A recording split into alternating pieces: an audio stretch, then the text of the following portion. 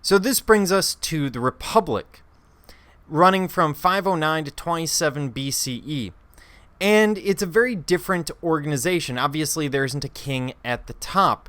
Instead, the population is split into the patricians and the plebeians. The plebeians are your working class, middle class people. The patricians are nobles, generally people who have come through lines of aristocracy. And in the center, there's a group known as the knights or the equestrian class. We won't get into those, but those are the people who become the senators. And basically, at the top, we have two councils. They serve their own terms, usually for 1 year each, and they serve like the president today. The plebeians have tribunes who have the power of veto over things that the Senate does, so the plebeians have some power as well. And then we have the famous Roman Senate, which during the Republic has significant power. Once we get to the Empire, their power is significantly diminished. So let's move on to Roman temples, and very few Roman temples exist. This is primarily because Rome, of course, after its fall, becomes the center of Christianity.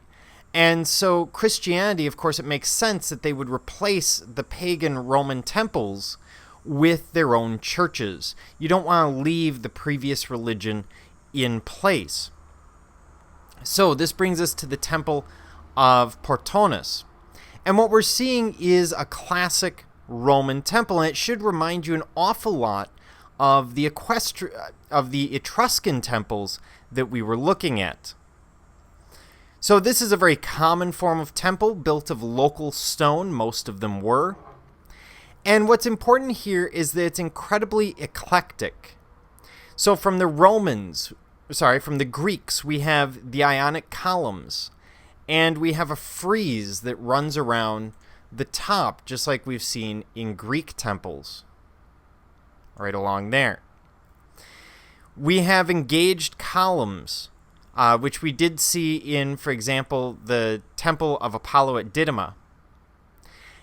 And from the Etruscans, we have this high podium that the temple is put on. And you can see a person sitting here to give you an idea of the podium. It's usually between 6 and 10 feet tall.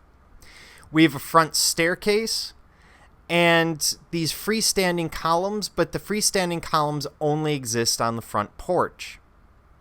Now, from the Romans, we have the podium, which is actually made of concrete. We have all of this stone, which is painted. It's called stucco. So this is concrete, but it's painted to look like something else, frequently marble. And we get this idea of the mixture of the elements.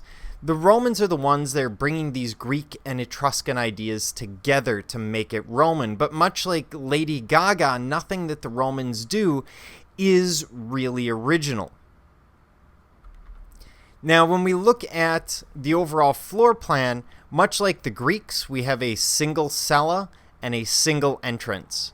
Remember, the Etruscans frequently had 3 cellas with 3 separate entrances.